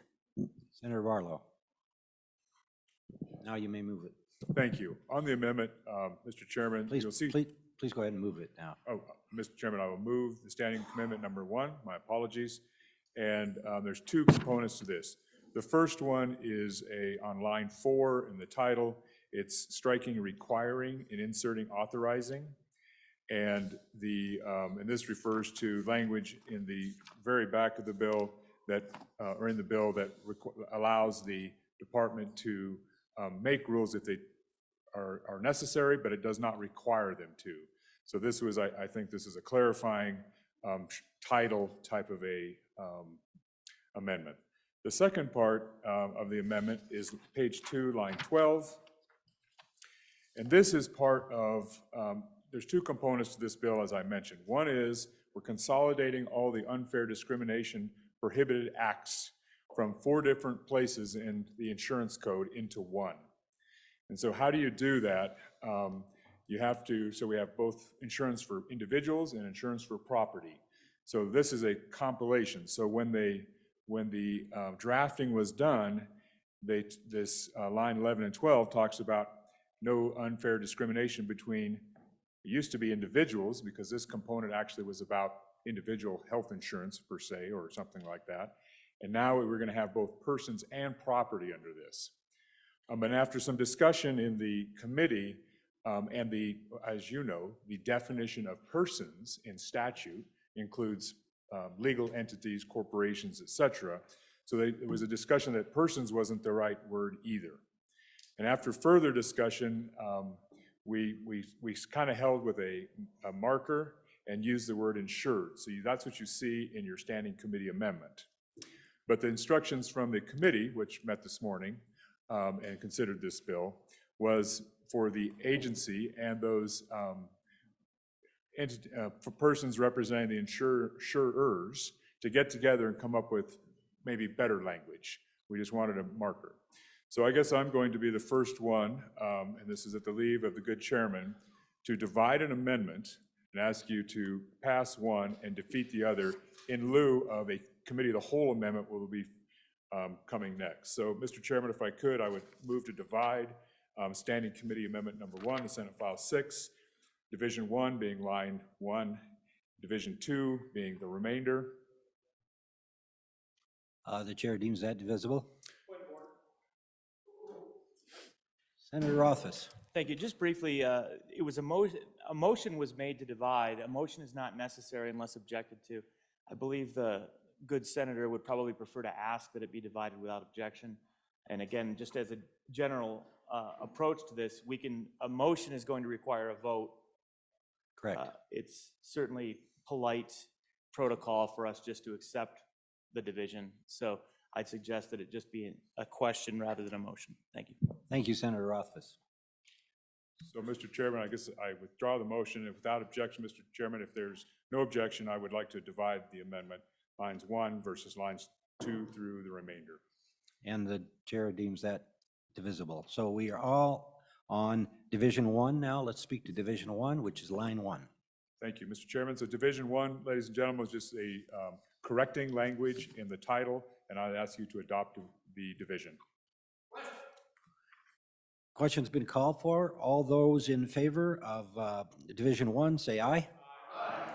Those opposed, say no. Division 1 has been adopted. Now we're on Division 2. Thank you, Mr. Chairman. As I noted, we had some clarifying language being provided to us by both the agency, so I would ask and the industry to replace what our marker, our holding language was, and it's in Division 2. So I'd ask you to vote to defeat Division 2, and we consider it under our Committee of the Whole amendment. Thank you. Discussion on Division 2. Question being called for. All those in favor of Division 2, say aye. All those opposed, say no. No. Division 2 has not been adopted. We're back on the bill. Mr. Chairman, if I could, I would like Committee of the Whole Amendment number 1 read in, please. Senate File 6, Committee of the Whole Amendment number 1, page 2, line 12, delete. Okay, we're on Committee of the Whole Amendment number 1. Will you be presenting it, Senator? Please, Mr. Chairman. Okay. Thank you, Mr. Chairman. Ladies and gentlemen, thank you for bearing with that. So this is addressing that persons or property. This would strike that language. And thank you, Mr. Thank you, correctly. Could we move that? Thank you, Mr. Chairman, through Mr. Chairman to the chairman. I would move Committee of the Whole Amendment number 1, Senate File 6. Ask for your favorable consideration. Ladies and gentlemen, this is striking the language persons or property and inserting current or prospective insureds or insured risks. Insureds being persons, without you having the broad title or broad definition of persons that we often use in statute. And insured risks, that is the property component. So that, Mr. Chairman, I'd stand for any questions on Committee of the Whole Amendment number 1. Any questions on Committee of the Whole Amendment number 1? Question being called for. All those in favor of Committee of the Whole Amendment number 1 to Senate File 6, say aye. Those opposed, say no. Committee of the Whole Amendment number 1 to Senate File 6 has been adopted. We're back on the bill. Thank you, Mr. Chairman. So if I could just walk quickly through the bill. Ladies and gentlemen, as we go through here, I'll just start page 2. You'll see some strikes, some new language on the top, or some additional citations on lines 6 and 7. That has to do with this consolidation that is occurring, consolidating 4 different sections of statute into 2. One will be the unfair discrimination portion, which is the one we just did the amendment in, Committee of the Whole Amendment, and the second one will be rebates. So the remainder of page 2 is about those unfair discrimination practices that were prohibited. Now this would apply to all types of products under the insurance code. Instead of having it dispersed in several places, we all have it in one place. And that's the strikeout or the repealer we'll see at the end of the bill, and you see above 2613-112. The second part of the bill, and this is the modernization, and this goes to that national organization that tries to have consistency and continuity between states and for our interstate carriers. What this does, it changes some of our current statute, and then it adds quite a few more things. So the first one is this just updating a language about discounts, credits, reductions, etc. So it's updating language. I'll just take an example. Line 7, page 3, knowingly permit. This is what you're not permitted to do. How do you know if somebody did something, if they knew it before they did it? This would be, did you authorize them to do it? So these are, I think, an expanding and clarifying language. When we go to page 4, this is new language. Much of it comes from other statute, but I'll tell you. This is page 4, lines 4 through 10. This is both model language and it's being transferred from another place in our current statute. Lines 11 on page 4 through the rest of the page, that is, and actually through the bottom of page 5, that comes from another section of statute, 2613-111. So this is being transferred or placed into this statute, so we have it all in one place. There was one nuance. While many of these things are specific to all, I'll just point out that on page 5, line 5, that Romanet 3 only applies to group insurance policies, not to all the other policies that may be impacted by this. That's just one, happens to be one nuance. One below, you'll see one just for life and disability. So there are nuances within this, but they are specific within the language. Continuing on, more language was brought in from other places. And then we get to the rebates, and I should have been clear about where that started. I apologize. So rebates are things that, all types of different things. They may be discounts in your premiums. They may be the ability for someone who's or wants to, let's say, offer insurance products to take you to dinner, so you can, help you, maybe entice you to buy the insurance, but also have those incentives so we can make these up. Currently, that is not allowed in our statutes. And that is, I think most of you would say that doesn't even make sense, that you couldn't do these things. So there are limits put on that. As you go through here, you'll see $100 limits, no more than 2%, $1,000. So these are all the things that are just modernizing the actual practices that other industries have, but putting limits on them. An example was, if you're buying fire insurance from a company, and part of the deal is we're going to provide you a fire extinguisher or fire alarms or whatever for your. Right now, that isn't allowed. So this would allow them to say, "Yep, thank you for doing business with us. We'd like to help you reduce our losses by giving you a fire extinguisher and fire alarms." So those are the kind of things that this does, and I'll be glad to take any questions. You just continue to go through, and that's all of what this does. Here's another example. Right now, There's some question about those insurance companies that if you have good driving habits and you place a device in your car and you have good driving habits, you get discounts. There's some question about, that's ability to be done in this state. So I think that's the nexus of this bill. It's a modernization, it's a consolidation, and I'd take any questions on the bill. Thank you, Mr. Chairman. Okay, we're on the bill. Any questions? Seeing none, are we ready for the question? All those in favor of Senator Case's motion that when the committee of the whole rises to report that it do so with a favorable recommendation of Senate File 6, please say aye. Aye. Those opposed, no. Senate File 6 has passed the committee of the whole. The next bill, Senator Case. Privilege of the floor. You may have the privilege of the floor. The Senate is a very welcoming place, and whenever a new freshman does a good job on a bill, I think we should give him a round of applause. Here.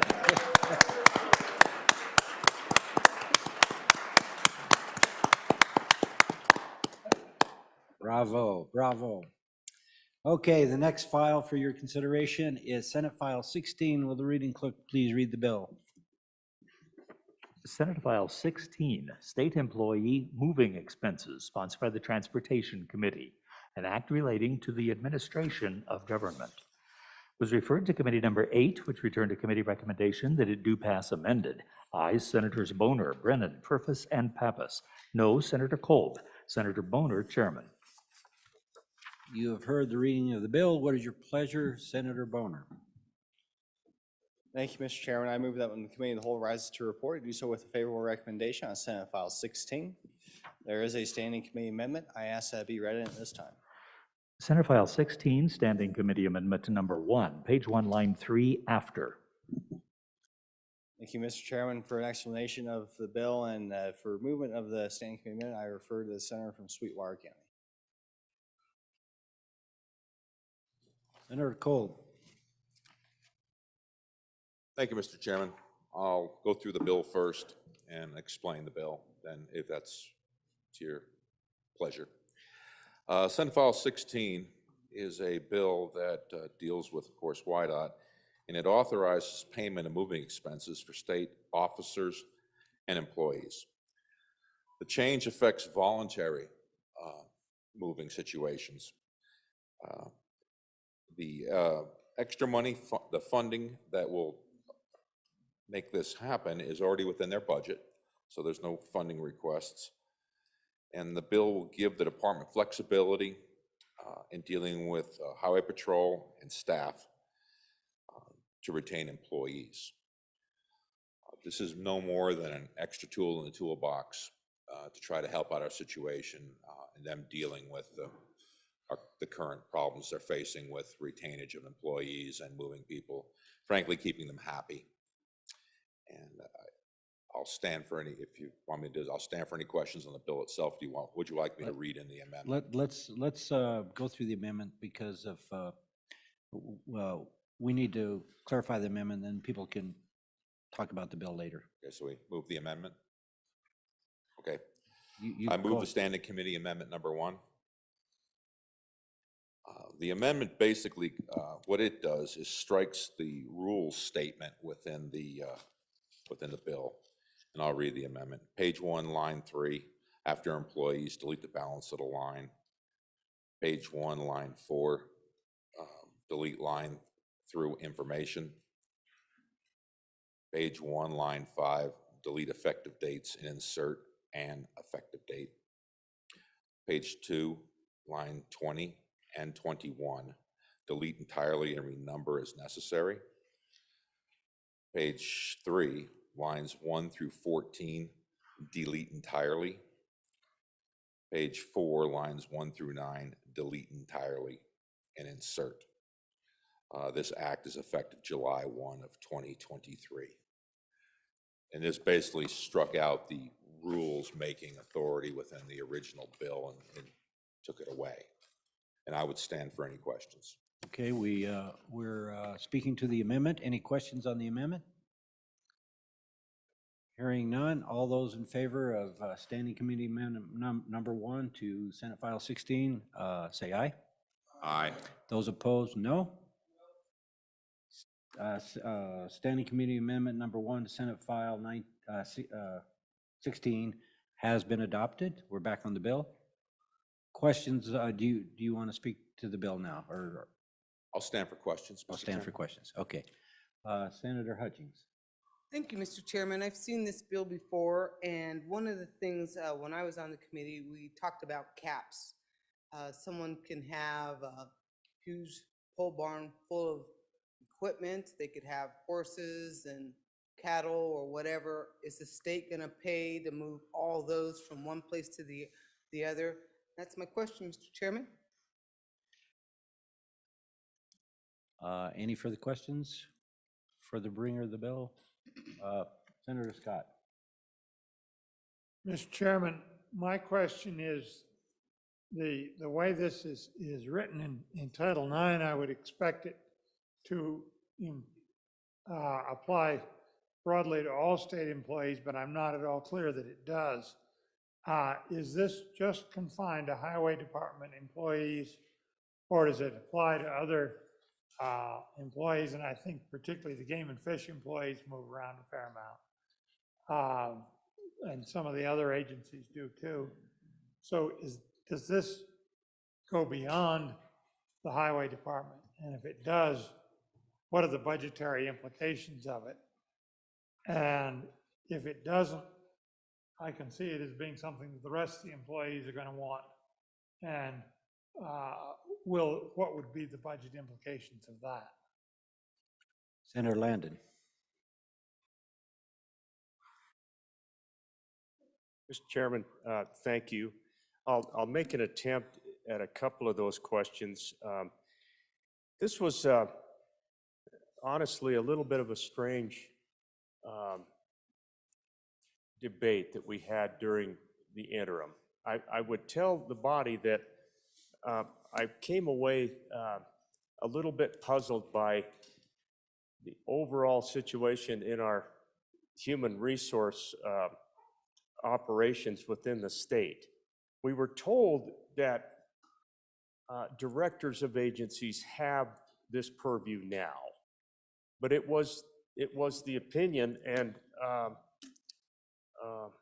pretty adamant opinion of the Department of Transportation that they did not have the ability to take care of employees. That's particularly important in the Department of Transportation because employees weren't accepting job offers somewhere else because of the cost of the move. So that's what prompted this bill in the first place. I apologize.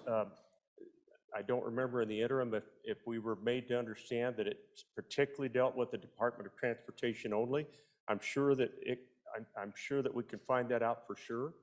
But I believe that this is a blanket policy that simply says, at the discretion of the administrator of the agency, there are certain circumstances where you may want to provide these moving expenses.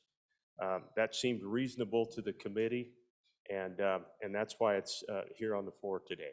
Thank you. Senator Boner. Thank you, Mr. Chairman. So to be clear, these were topics we did cover last night. This does apply to all state government. Yeah, I'm sure you're aware of that. Maybe the personnel challenge is a little bit more acute in WYDOT than your average agency, which is why this is being routed as part of an interim subject dealing with retaining personnel. But in that discussion we had, once again, another specific question we had was regarding the budgetary impact, and the response that we got in committee was that this is something they feel comfortable moving around within the 100 series. If there's a vacant position, almost by definition, that somebody's moving into, they can find a way to pay for the moving costs with the vacant position funds that they may have. And overall, this is just another opportunity for our directors to make good decisions and incentivize people we want to stick around to progress in their career and stay with the agency. So all good questions. I think this is a part of a good governance. If you read the plain language of the current statute, you can only reimburse an employee if they are basically forced to move, not if it's a voluntary or a voluntary option to further advance their career within state government. So that's the reason for the necessity of the bill. If we just, like I said, read the plain language, technically we can't reimburse state employees if they choose to move to a different location as a part of an advancement within their career. So I hope that answers a lot of the questions that anybody may have. Senator Hicks. Yeah, Mr. Chairman, at least as the way I read this, as I'm looking at the statutes, 93104, moving expenses, the way I read that's all employees for the state of Wyoming, but I do think that needs to be corrected or checked on, so clarification, but that's the way I read. But here's a concern of mine now that we've adopted the standing committee amendment, and it'll illustrate another concern with the way it's currently constructed. So we got rid of the rulemaking with the standing committee amendment. So there's they can no longer promulgate rules, but if we go to line 12, page 2, line 12, it says not to exceed the amount allowed by Department of Administration and Information rules. So do they currently have rules on how much can be paid or not paid? Or does that need to be stricken as part of the amendment that we adopted? So that's a question. And then if that does become stricken or needs to be stricken consistent with the amendment, I guess I'm back to my colleague from Cheyenne here's concerns. It says may pay an amount at the discretion of the administrative head of employing agencies. And because this allows them to pay moving expenses for new recruits, I'm a little concerned that there is no cap or limitation. If you recruited somebody from Florida to come up here, that we could end up with a pretty substantial transportation cost. But just 3 issues there, maybe if we could get some clarification on. Senator Bonner. Thank you, Mr. Chairman. So to be clear, this applies to all of state government. So I'll say it for a 4th time, I guess, if we need to. But now, as far as page 2, line 14th, yeah, that's something actually I physically have it struck out in my notes from last night, and it didn't make it into the amendment. That's an oversight on my part. I apologize. I will get that changed because the reality is that this is not an A&I rules. This is at some level of guidance or whatever it may be that is below the official rulemaking process. So it doesn't rise to the level of even rules how they deal with moves within the state of Wyoming. And to answer the question, my good colleague from Cheyenne, there is, as part of those procedures, there is a cap. We didn't get clarification whether there's a monetary cap or a weight limit, but there is a cap on how much the state will reimburse a move, somebody who's moving for. So that's inherent within our current procedures. As I said, doesn't really rise to the level of even rulemaking within state government. But at the end of the day, there's no fiscal note attached to this. I'd point that out. This is something that there's every incentive for a state agency to be efficient with these funds and not be wasteful because it is coming out of their current budget. Senator Kolb. Yeah, thank you, Mr. Chairman. It was testimony given with the YDOT officials was about $5,000 as a cap for the moves. And they anticipated that it would be between 8 to 10 moves per year. So that was under testimony. And those are approximate. We couldn't get an exact number, but it was under, they said that it would be kept reasonable. Thank you, Mr. Chair. Thank you. Senator Landon. Mr. Chairman, just real quickly, thank you. I appreciate the debate on this. We've got a situation in the Department of Transportation in Wyoming that's becoming somewhat of an alarm. Lots of places out across the state where we are unable to attract employees in the Department of Transportation. And when we talked about it during the interim, this is the kind of thing that could potentially make a difference in convincing one of our employees to take one of those positions where we desperately need them.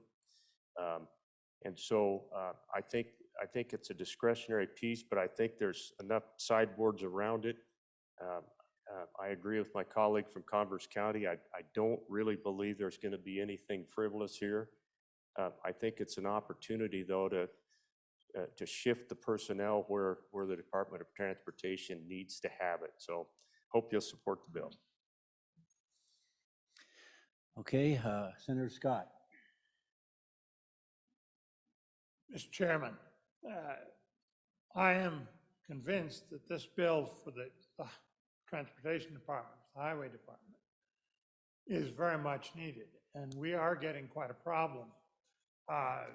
Just recently in my area, there was a road closure, one of the snowstorms, and I was told, and I think competent authority, that the problem was that they couldn't find anybody to staff their station at Muddy Gap, and so they were simply unable to get that section of the road plowed. It was too far away from under the conditions from the people in Rollins who had I-80 responsibilities. So they are having very real problems. Mr. Chairman, my concern, and I really am trying to attract the attention of the Appropriations Committee, this does appear to be quite broad and handle all state employees. And it's not clear to me whether it's just within the state of Wyoming or whether it involves paying transportation from somebody being newly hired from outside the state of Wyoming. And my question is for those who are more knowledgeable in this area than I am. Is this something we ought to take a look at for the general implications? Should we send it to Appropriations and give them the authority to modify the whole bill, not as a standard re-referral, but to modify the whole bill so they can deal with, should it be just a few of the agencies or should it be all of them, and deal with some of the substantive issues that way? Or is this not a significant item that's going to cause us budget trouble? And Mr. Chairman, frankly, I don't know which the case is. I do think we need to pass it for the Highway Department, for sure. Senator Boner. Thank you, Mr. Chairman. All good discussion. I suppose the second reading amendment would be in order to limit the optional reimbursement to the Highway Department and whatever else other agencies, if we want to go down that road, that may benefit from it. I just reiterate that this is dealing with a very acute issue within WYDOT. I do believe we need to move the bill forward for that reason. And if it doesn't necessarily, I'm not sure if we necessarily need to refer to a different committee at this point. I feel like this is a relatively straightforward policy discussion that could occur on second reading if necessary to limit this provision just to WYDOT. But once again, this is discretionary. There's no requirement. There's no increase in funding. This is all going to occur within existing budget within our state agencies. So just want to make sure I reemphasize that point, that there's no provisions in here for an increase in funding. This is just letting our agency directors a little bit more flexibility to keep and maintain their people. Senator Cole. Thank you, Mr. Chairman. Just a point of clarification. And things talked about, out of state moving and such. This is for employees that are already employed. These are for employees that are moving within the state voluntarily. That's what this is for. It is not for out-of-state folks coming in here and paying for those moving expenses. That was testimony that was given. I just wanted to put that forth so maybe we can understand this a little bit better. And I do support moving this forward to make it clear to the body what this bill does if there's questions. Thank you, Mr. Chairman.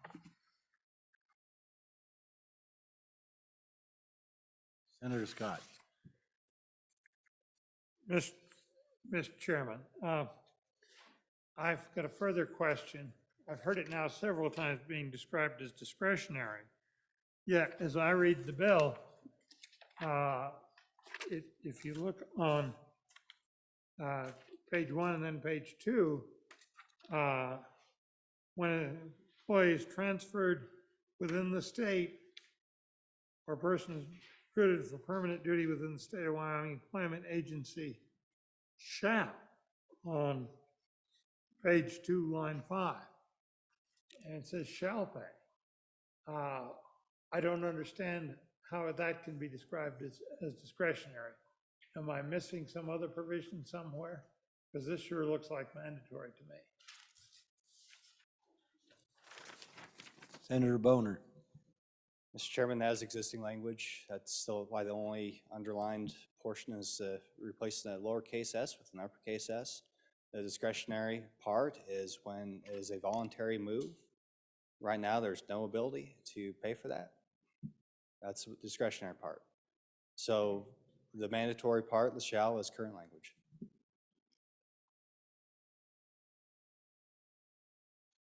Further discussion? Question being called. Those in favor of Senator Boner's motion that when the Committee of the Whole rises to report, that it do so with a favorable recommendation of Senate File 16, please say aye. Aye. Those opposed, please say no. No. Okay, we'll have a standing division vote. All those who voted aye, please stand. Please rise.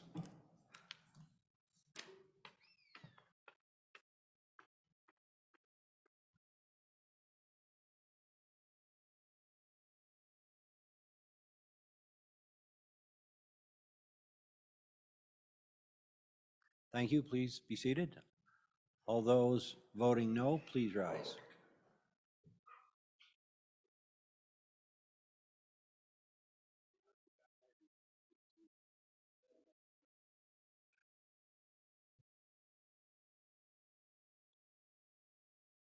The vote is 18 to 11, so Senate File 16 has passed the Committee of the Whole.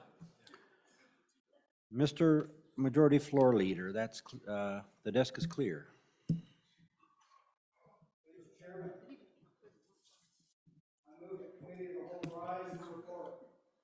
You've heard the motion. All those in favor, say, please say aye.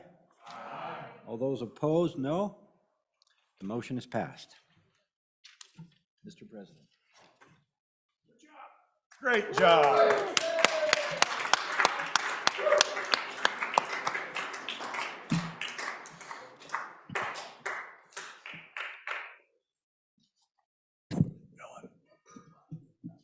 Should we read in some more?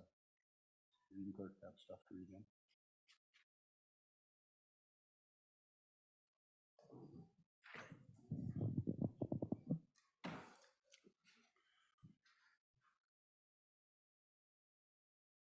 Mr. Majority Floor, oh no, go back.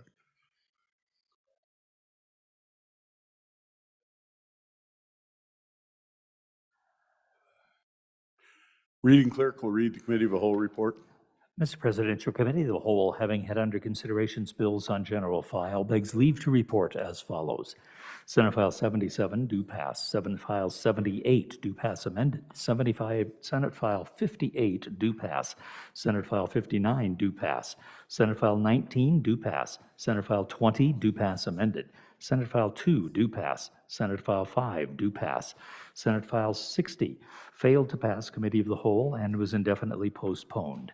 Senate File 6, do pass amended. Senate File 16, do pass amended. Senator Pappas, Chairman. You've heard the motion. All in favor, say aye. Aye. Those opposed, no.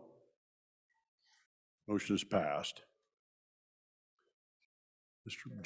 What motion? Senator Pappas. Motion. He didn't make the motion. Let's let him make the motion. Move the report. Mr. President, I move the adoption of the Committee of the Whole report. You've heard the report. All in favor, say aye. Aye. Those opposed, no. Report has been adopted. Mr. Majority Floor Leader, that clears the desk. Mr. President, because of the good work of your chairman, Landon and Judiciary, Scott in Education, Baldwin in Labor and Health, I want you to pay attention. Mr. President, I move that we stand adjourned until 9:30 in the morning, 9:30, because your chairmen are going to make sure they get the bills out so you can get out of here a half an hour early. So let's give those chairmen a hand, Mr.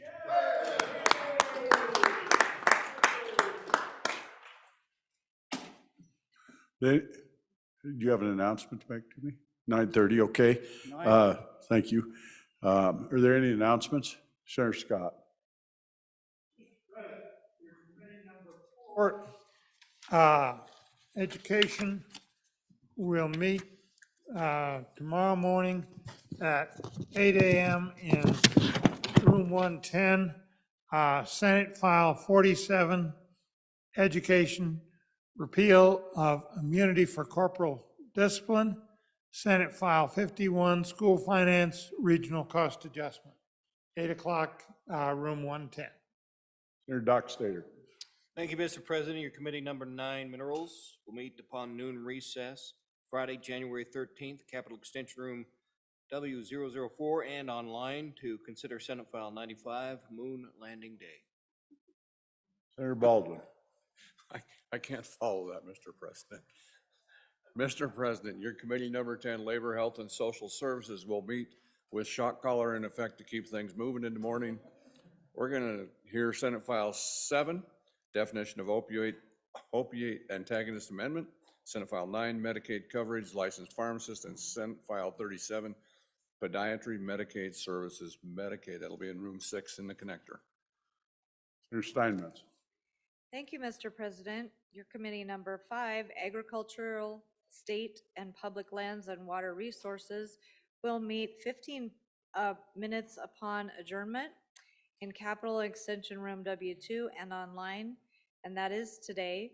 And we will consider Senate File 74, Slow-Moving Vehicle Amendments, Senate File 30, Apiculture, Agricultural Land Use Purpose, and Senate File 68, Prescriptive Easement for Water Conveyances. Thank you. Senator Anderson. Mr. President, your Appropriations Committee will meet tomorrow morning, Friday, January 13th, 8 a.m., State Capitol Room E301. Committee will continue marking up 23 LSO 0407 General Government Appropriation. The meeting will be continued upon noon recess and upon if needed. Senator Boner. Thank you, Mr. President. Your committee number 8, Transportation, Highways, and Military Affairs, will meet tomorrow upon adjournment in Capitol Extension Room W2 and online to consider Senate File 14, Wyoming National Guard Professional Malpractice Liability, Senate File 15, Military Leave for State Employees, and Senate File 53, Wyoming National Guard Medical Insurance Premiums. Thank you. Any further announcements? I'd like to thank committee number 10, Mr. Baldwin, for Friday the 13th, tomorrow, getting us off on the right foot. You've heard the motion. All in favor, say aye. Those opposed? We're adjourned until 9:30 tomorrow, Friday the 13th.